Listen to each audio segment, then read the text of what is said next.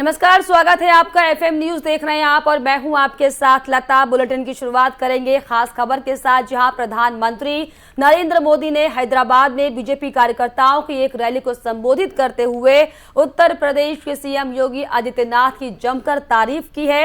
उन्होंने तेलंगाना के सीएम के चंद्रशेखर राव को अंधविश्वासी बताते हुए कहा कि नोएडा के सीएम योगी आदित्यनाथ संत हैं, लेकिन जब उनके सामने एक शहर में न जाने की बात आई क्योंकि इससे कुर्सी जाने का खतरा है, तो उन्होंने कहा कि वो विज्ञान पर विश्वास करते हैं। वो शहर भी गए और दोबारा मुख्यमंत्री भी बन गए। आपको बता दें कि पीएम मोदी उत्तर प्रदेश के शहर नोएडा के बारे में जिक्र कर रहे थे, जिसके बारे में ये कहा जाता रहा है कि जो भी सीएम यहां आता है उसकी कुर्सी चली जाती है। कई सालों तक नोएडा के लोग यूपी के मुख्यमंत्रियों का आने का इंतजार करते रहे, लेकिन इस मिथक को योगी आदित्यनाथ ने तोड़ा और अपने पहले कार्यकाल में ही वो कई बार नोएडा पहुंचे। हैदराबाद की रैली में पीएम मोदी ने सीएम योगी के इस बात का जिक्र करते हुए तेलंगाना के सीएम पर इशारों ही इशारों में निशाना साधा और कहा कि 21वीं सदी में भी जो लोग अंधविश्वास के गुलाम बने हुए हैं वो किसी भी का नुकसान कर सकते हैं। ये अंधविश्वासी लोग तेलंगाना के साथ कभी न्याय नहीं कर सकते।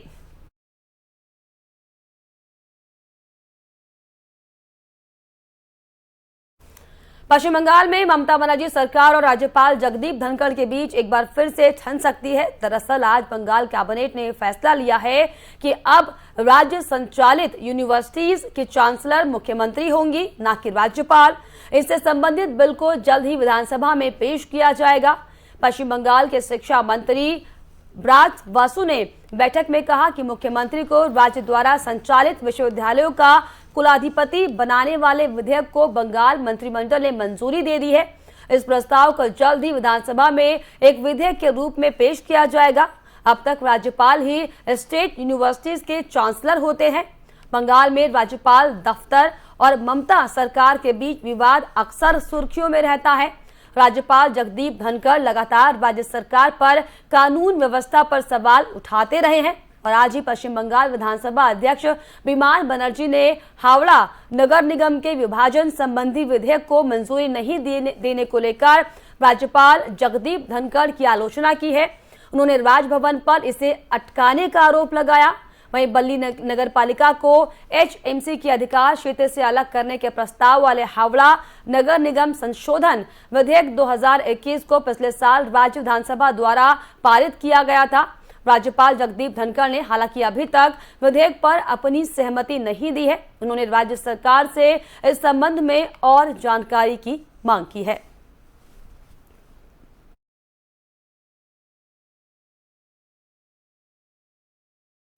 यूपी में सीएम योगी आदित्यनाथ 2.0 सरकार का पहला बजट विधानसभा में पेश किया गया। योगी सरकार ने डिजिटल को बढ़ावा देते हुए 6.10 लाख करोड़ रुपए का पेपरलेस बजट पेश किया है। इस बजट में महिलाओं और किसानों पर फोकस ज्यादा रहा। वहीं लोगों को रोजगार देने के लिए भी लक्ष्य तय किया गया है। योगी आदित्यनाथ के पहले कार्यकाल का अंतिम बजट आपको बताएं कि 5.50 करोड़ से ऊपर का था।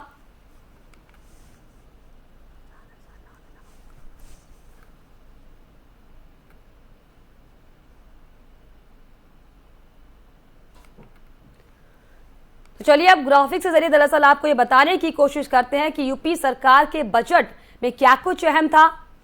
बजट पेश करने से पहले आपको बताएं कि सुरेश खन्ना ने कहा कि यूपी में 37 साल बाद ऐसा हुआ है कि जब कोई सरकार एक बार फिर से पूर्ण बहुमत के साथ आई है। आइए आपको बताते हैं कि यूपी के बजट की क्या क्या खास अहम बातें हैं।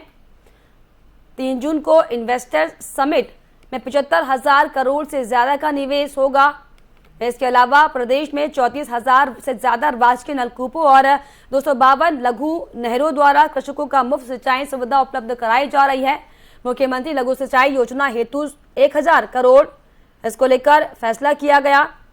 साथ ही साथ आपको ये भी बताएं कि 3 जून को इन्वेस्टर्स से संबंधित निवेश किए जाएंगे। लखनऊ और वाराणसी में वर्तमान अंतर्राष्ट्रीय हवाई अड्डों के साथ कुशीनगर में नवीन अंतर्राष्ट्रीय हवाई अड्डा विकसित हुआ है।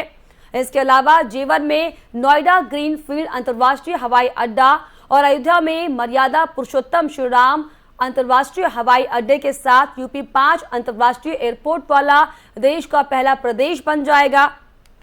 यूपी में विशेष सुरक्षा बल गठन किया जाएगा। इसके अलावा कोविड में अनाथ बच्चों को 4,000 रुपए की आर्थिक सहायता दी जाएगी। राज्य में 2 करोड़ स्मार्टफोन और टैबलेट बांटने का लक्ष्य रखा गया है। इसके अलावा हर जिले में अभ्युदय योजना का विस्तार होगा। साथ ही साथ लखनऊ और गौतम बुद्ध नगर में सेफ सिटी योजना लागू की जाएगी। इसके अलावा धार्मिक स्थलों की सुरक्षा और संरक्षण पर भी जोर दिया जाएगा। प्रदेश में 34,307 राजकीय नलकूपों और 252 लघु डाल नहरों द्वारा कृषकों को मुफ्त सिंचाई सुविधा उपलब्ध कराई जा रही है। मुख्यमंत्री लघु सिंचाई योजना हेतु 1,000 करोड़ रुपयों की व्यवस्था का भी प्रस्ताव रखा गया है। आतंकवादी गतिविधियों पर अंकुश लगाने के लिए एटीएस सेंटर देवबंद का निर्माण कार्य प्रगति पर है, जिसे शीघ्र पूर्ण किया जाएगा तथा मेरठ, बहराइच, कानपुर, आजमगढ़ व रामपुर में एटीएस सेंटर का निर्माण कराया जाएगा। पुलिस इमरजेंसी प्रबंध प्रणाली के अंतर्गत यूपी 112 विदिन ब्रैकेट डायल 100 योजना के द्वितीय चरण को वित्तीय वर्ष 2022-2023 में प्रारंभ किया जाना है। इसके सुदृढ़ीकरण हेतु 730 करोड़ 88 लाख रुपए की सेफ सिटी योजना के अंतर्गत महिलाओं की सुरक्षा के लिए लखनऊ, गौतम बुद्ध नगर, आगरा, वाराणसी, गोरखपुर, प्रयागराज में योजना लागू किए जाने हेतु 523 करोड़ 34 लाख रुपए की व्यवस्था प्रस्तावित है। जनपदीय थानों हेतु सुरक्षा उपकरणों एवं अस्त्र शस्त्र हेतु 250 करोड़ रुपए की बजट व्यवस्था प्रस्तावित है। विधि विज्ञान प्रयोगशालाओं की स्थापना तथा Uttar Pradesh forensic science institute Lucknow का निर्माण कराया जा रहा है। पुलिस के आवासीय भवनों के लिए 800 करोड़ रुपए, अनावासीय भवनों के लिए 800 करोड़ रुपए, नवसृजित जनपदों में पुलिस के आवासीय अनावासीय भवनों हेतु 300 करोड़ रुपए तथा नवसृजित जनपदों में पुलिस लाइन के निर्माण के लिए। वहीं योगी सरकार के बजट और अखिलेश यादव की विवादित टिप्पणी पर केंद्रीय राज्य मंत्री कौशल किशोर से एफएम न्यूज संवाददाता कुलदीप शर्मा ने खास बातचीत की है। कौशल किशोर ने क्या कुछ कहा, चलिए आपको सुनाते हैं। 2022 तक किसानों की आय दोगुनी हो जाएगी। आज हम 2022 में हैं, 6वां बजट पेश हो रहा है। क्या सरकार बताएगी कि हमारे किसानों का, उनकी फसल का जो इन्होंने वादा किया था कि आय दोगुनी हो जाएगी, उसका जवाब क्या है सरकार के पास? जिस तरीके से महंगाई बढ़ी है और लगातार महंगाई बढ़ रही है, जो कीमत दालों की है, तेल जो खरीदा जाता है उसकी कीमत, डीजल पेट्रोल की कीमत, सीमेंट की, स्टील की, और लगातार आप देखेंगे महंगाई बढ़ी है। इनके लगातार बजट आने से गांव में उदासी है। हमारा नौजवान जो उम्मीद लगा करके बैठा था नौकरी और रोजगार मिलेगा, आंकड़ों में तो दिखाई दे रहा है कि नौकरी और रोजगार हैं। अगर सरकार के आंकड़े देखें तो आंकड़ों में तो दिखता है, लेकिन ज़मीन पर गांव में अभी भी बड़े पैमाने पर नौजवानों के हाथ में काम नहीं है, रोजगार नहीं है, नौकरी नहीं है। और फिर जिस तरीके से उत्तर प्रदेश को इंफ्रास्ट्रक्चर में या गरीब की मदद के लिए योजना चलानी चाहिए थी, वो सरकार नहीं चला पा रही है। जो गरीब हैं, जिन्हें वादा किया था कि गेहूं भी मिलेगा, चावल भी मिलेगी, वहीं तेल भी खाने को अच्छा मिलेगा, चना भी मिलेगा, और अगर हम आंकड़े देखें, सरकार करोड़ों बता रही है कि इतने करोड़ लोगों को, गरीबों को पहुंचाया है इन्होंने अनाज। क्या ये सरकार लगातार चलाएगी कि नहीं चलाएगी? और शायद गरीब बच्चों की इतनी दुर्दशा पढ़ाई की कभी नहीं हुई होगी जितनी 5 साल में हुई है। और ये बजट नहीं, ये बंटवारा है। नेता विपक्ष कितना नंबर देंगे? नेता विपक्ष इस सरकार को इसलिए नंबर नहीं देंगे जिन्होंने पिछले 5 साल का अपना संकल्प पत्र पूरा न किया हो। उनसे क्या उम्मीद कर सकते हो इस छठे बजट में? सबसे बड़ा बजट है अब तक का। हर साल इस तरह बजट बढ़कर के आएगा। जो अगली बार बजट आएगा वो इससे बड़ा बजट आएगा। और ये बजट नहीं, ये बंटवारा है। 2022 वहीं योगी सरकार के बजट पर बसपा सुप्रीमो मायावती ने ट्वीट कर अपनी प्रतिक्रिया दी है। उन्होंने इस बजट को प्रथम दृष्टया घिसा-पिटा और अविश्वसनीय करार दिया है।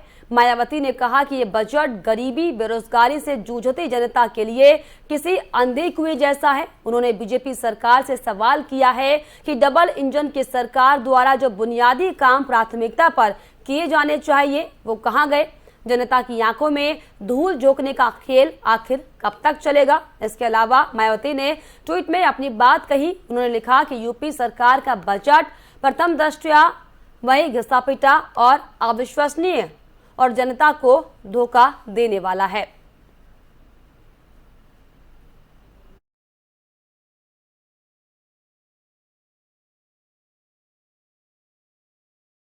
चलिए आगे बढ़ेंगे। ज्ञानवापी मस्जिद मामले में अदालत सुनवाई कर सकती है या नहीं। इस मामले में वर्शिप एक्ट 1991 को लेकर जिला जज की अदालत में प्रकरण की पोषणीयता को लेकर अदालत पर सुनवाई होनी है। संभव है कि इस मामले को लेकर अदालत किसी निर्णय पर भी पहुंच जाए। इस लिहाज से वाराणसी ही नहीं बल्कि देश के इस चर्चित मामले में केस को लेकर लोगों की निगाहें अब जिला जज की अदालत पर लगी हुई हैं।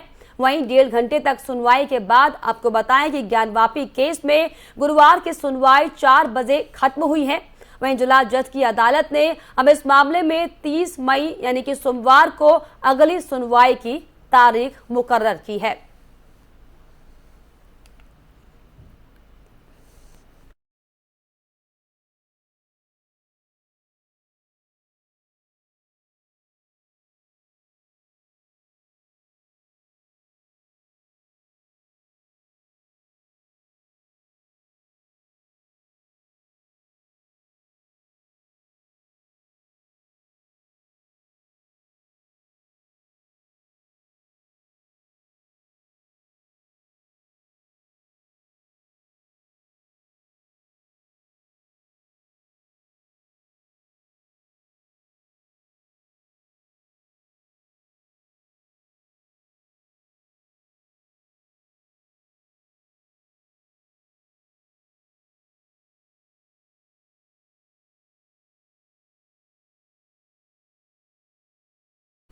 वहीं योगी सरकार के बजट और अखिलेश यादव की विवादित टिप्पणी पर केंद्रीय राज्य मंत्री कौशल किशोर से एफएम न्यूज संवाददाता कुलदीप शर्मा ने खास बातचीत की है।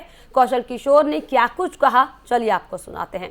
योगी सरकार ने आज अपना बजट पेश कर दिया है। योगी 2.0 का ये पहला बजट है और अब तक का ये यूपी के इतिहास का सबसे बड़ा बजट है जिसमें कई सारी सौगातों का ऐलान किया गया है। इस वक्त हमारे साथ बातचीत करने के लिए केंद्रीय राज्य मंत्री कौशल किशोर जी जो खुद उत्तर प्रदेश से आते हैं। सर, सबसे पहले तो इस बजट के बारे में आपसे जानना चाहेंगे। अब तक के इतिहास का सबसे बड़ा बजट, महिलाओं के लिए सौगात, किसानों के लिए सौगात और रोजगार पर फोकस। मैं बहुत स्वागत करता हूं उत्तर प्रदेश के मुख्यमंत्री आदरणीय योगी आदित्यनाथ जी का, जिन्होंने एक बहुत अच्छा बजट पेश किया और जो हमारा घोषणा पत्र था पार्टी का, उस घोषणा पत्र को पूरा करने के अनुसार इसको जारी करने का काम किया है। और अब तो खाना बनाने वाली रसोइयों को भी का भी पैसा बढ़ाया है। जो संविदा कर्मी हैं विभिन्न प्रकार के, उनकी भी मदद करने का, किसानों के लिए भी। और मैं समझ रहा हूँ कि उत्तर प्रदेश का ये जो बजट है वो जनता को बहुत राहत देगा, क्योंकि हमारी सरकार गुड गवर्नेंस के तहत काम करती है और लोगों को बेहतर से बेहतर सुविधाएं उपलब्ध कराने में विश्वास रखती है। पंडित दीनदयाल उपाध्याय जी का जो मिशन था अंत्योदय, अंतिम व्यक्ति का उदय, उस पर काम कर रही है।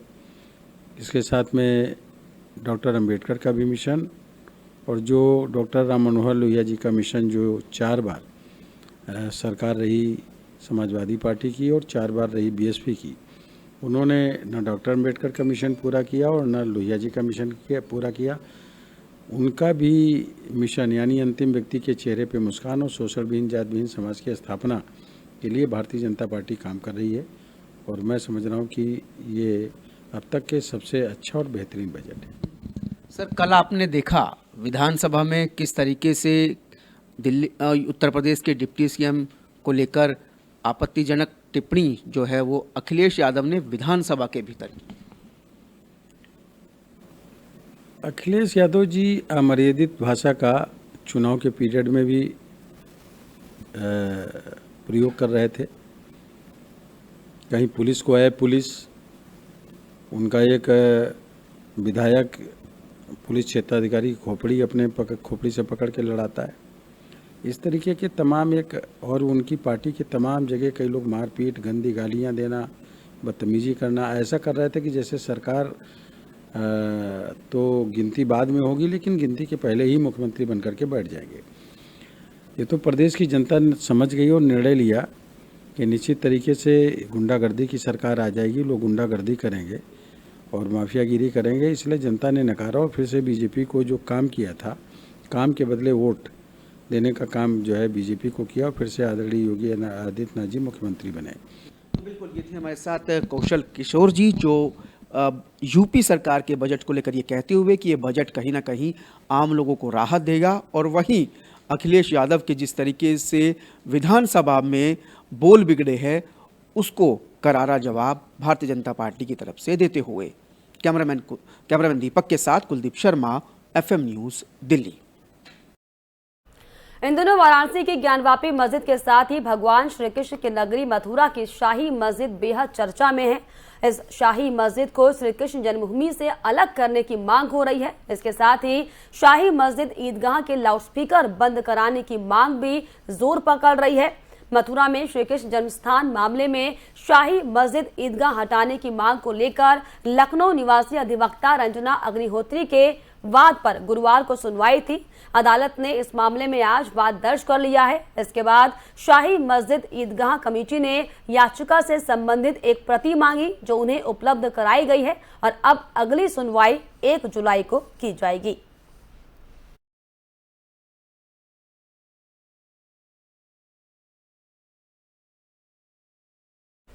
गोरखपुर में 4 जून को होने वाले राष्ट्रपति के कार्यक्रम को लेकर जिला प्रशासन की ओर से जोर शोर से तैयारियां की जा रही हैं। 4 जून को राष्ट्रपति गीता प्रेस के शताब्दी वर्ष समारोह का शुभारंभ करने वाले हैं। मुख्यमंत्री के निर्देश पर कार्यक्रम स्थल का निरीक्षण करने उत्तर प्रदेश सरकार में अपर मुख्य सचिव Avneesh Kumar Awasthi ADG law and order के साथ गोरखपुर के गीता प्रेस पहुंचे और यहां पर निरीक्षण कर कार्यक्रम स्थल के बारे में बारीकियों से जानकारी ली। साथ ही साथ अधिकारियों को दिशा निर्देशित करते हुए कार्यक्रम को भव्य रूप देने के लिए कहा गया और सुरक्षा व्यवस्था का भी जायजा लिया। अपर मुख्य सचिव अवनीश अवस्थी ने बताया कि आदरणीय राष्ट्रपति जी 4 जून को गोरखपुर गीता प्रेस के इन्विटेशन पर आ रहे हैं और यहां पर भव्य और सुंदर कार्यक्रम किया जाना है।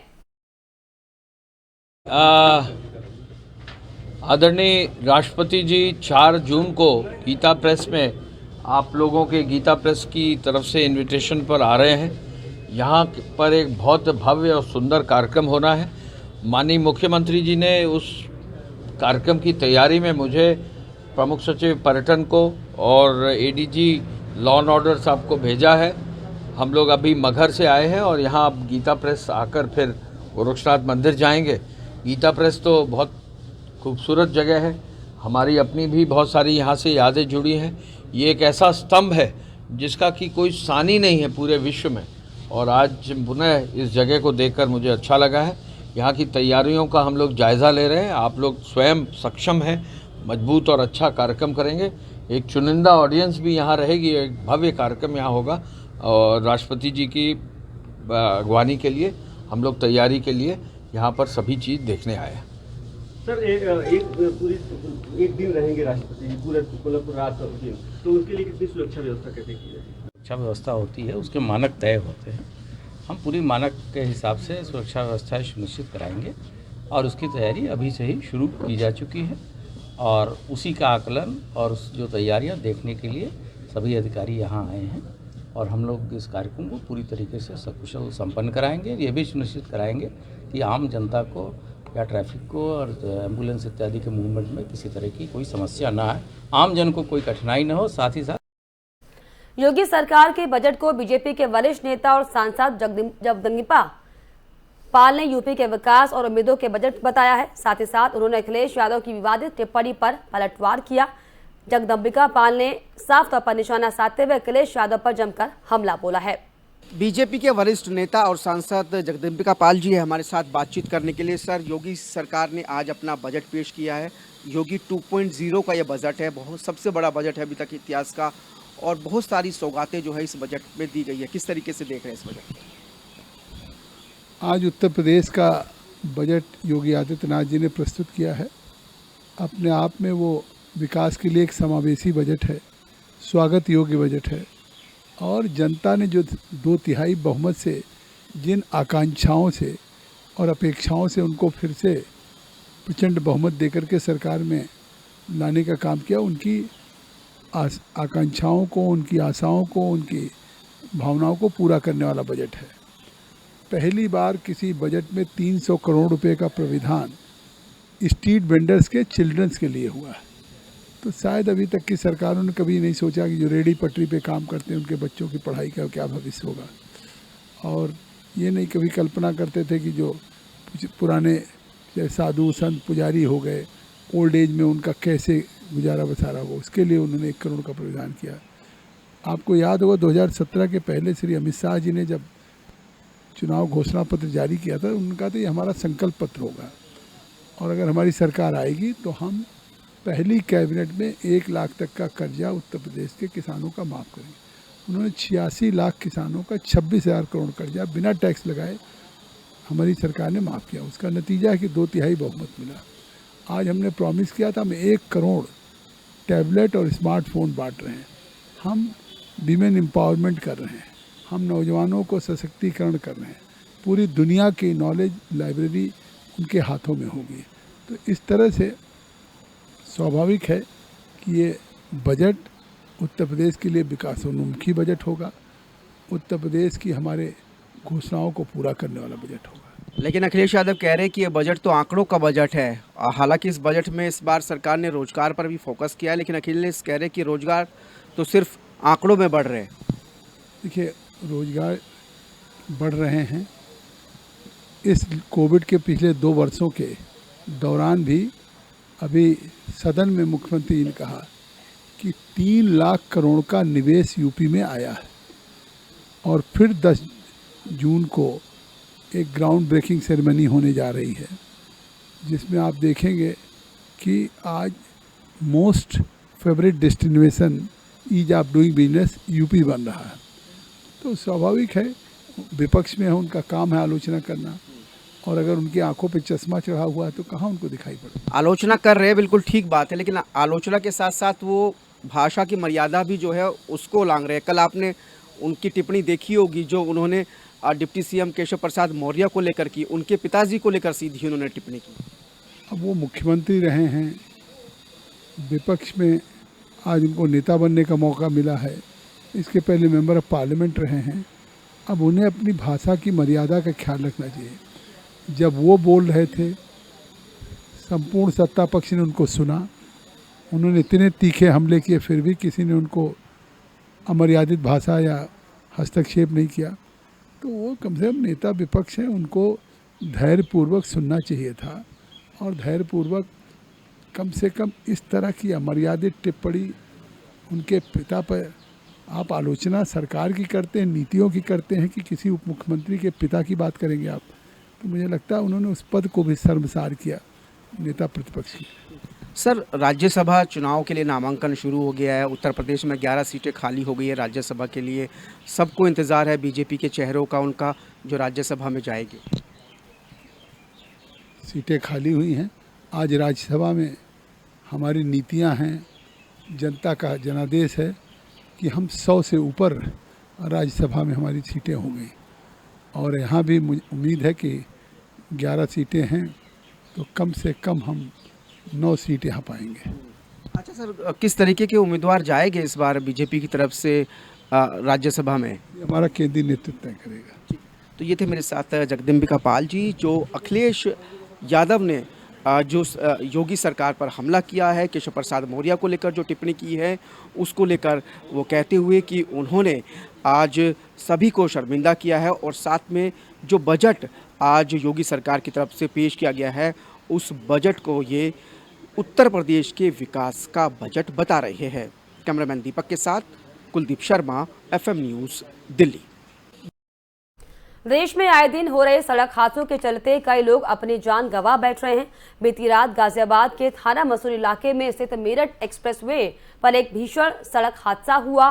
दरअसल 6 लोग मारुति वैन में सवार होकर हरिद्वार से लौट रहे थे। जानकारी के अनुसार किसी अन्य वाहन को बचाने के चक्कर में उनकी वैन पलट गई। आशंका है कि वैन पलटने के बाद उसका CNG का सिलेंडर फट गया, जिसके चलते उसमें आग लग गई और आग इतनी भीषण थी कि वैन में मौजूद सभी लोगों को निकलने का मौका तक नहीं मिला और आग में झुलसने के चलते पुरुष और एक महिला की मौके पर ही मौत हो गई और बाकी 4 लोगों को पास के एक निजी अस्पताल में भर्ती करवाया गया।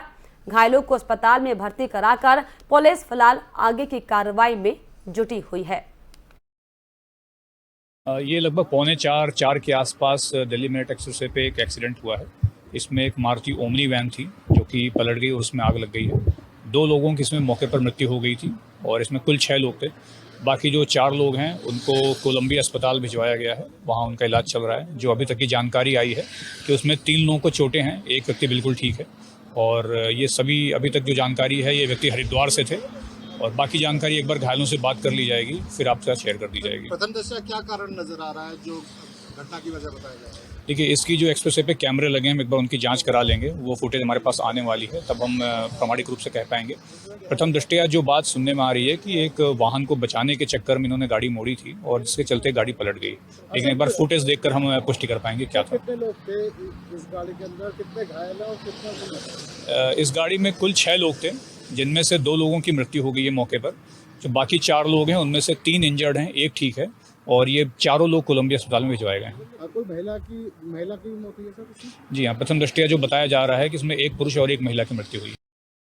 और इसी के साथ इस बुलेटिन में फिलहाल इतना ही। देश और दुनिया के तमाम छोटी बड़ी खबरों के लिए आप देखते रहिए FM न्यूज़। नमस्कार।